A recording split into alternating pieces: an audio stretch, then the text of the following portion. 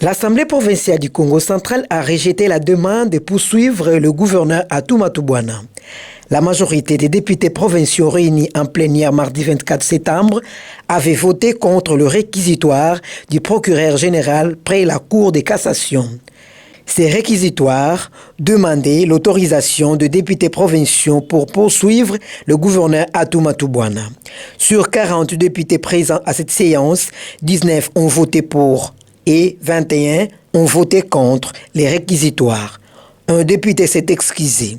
Le procureur voulait traîner le gouverneur Atou en justice parce qu'il est convaincu que ce dernier est à la base du récent scandale sexuel survenu dans cette province et impliqua le vice-gouverneur.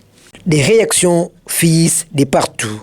Je te rappelle, c'est vrai qu'il y avait une plénière extraordinaire avec comme à l'ordre du jour l'analyse de la requête tout sinon du réquisitoire de M. le procureur général pour la Cour de cassation, pour que celui-ci puisse engager des poursuites judiciaires à l'endroit du gouverneur Atou.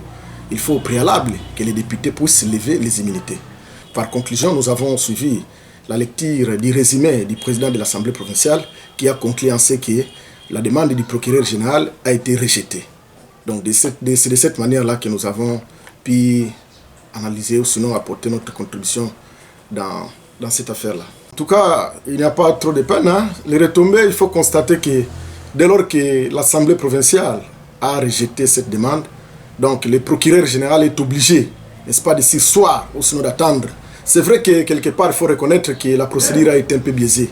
Là, je ne veux pas faire de la science personnelle, mais du moins, je vais quand même vous lire la loi, ici présent devant moi. Nous avons la loi numéro 08/012 du 31 juillet 2008 portant principes fondamentaux relatifs à la libre administration des provinces. Là, je suis à l'article 68. C'est là où la question est réglée. Voilà ce que dit la loi. Lorsque le gouverneur des provinces ou le vice-gouverneur se rend coupable d'outrage à l'Assemblée provinciale et ou d'autres infractions du droit commun, les cas échéants, il s'agit d'une infraction du droit commun, dans ou à l'occasion de l'exercice de ses fonctions, l'Assemblée provinciale les met en accusation devant la Cour de cassation.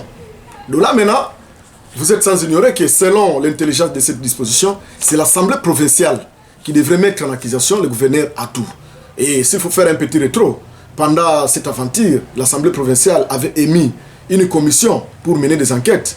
Et heureusement ou malheureusement que les issues de ces enquêtes-là n'ont pas encore été mis à la disposition du peuple congolais ou sinon du peuple Nkongo.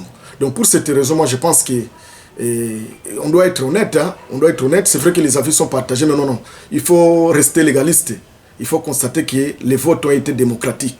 Par rapport à la suspension, bon, vous êtes sans ignorer que les ministres de l'Intérieur sortants avaient suspendu ces derniers sur base d'un communiqué, n'est-ce pas, qu'on a lu à la télé. Et jusque-là, aucun député, ou sinon parmi les deux, le gouverneur et son vice, personne n'a jamais fait l'objet d'une quelconque notification. Et ça, c'est le droit administratif. Vous savez, lorsqu'on est investi, après l'élection, le chef de l'État investit le gouverneur et son vice, moyennant une décision. Et tout comme pour les suspendre, il faudra aussi une décision. Donc vous êtes sans ignorer par rapport à cette réalité, le gouverneur et son vice devraient reprendre leur poste sans aucun embâche, parce qu'ils n'ont jamais fait l'objet d'une quelconque notification.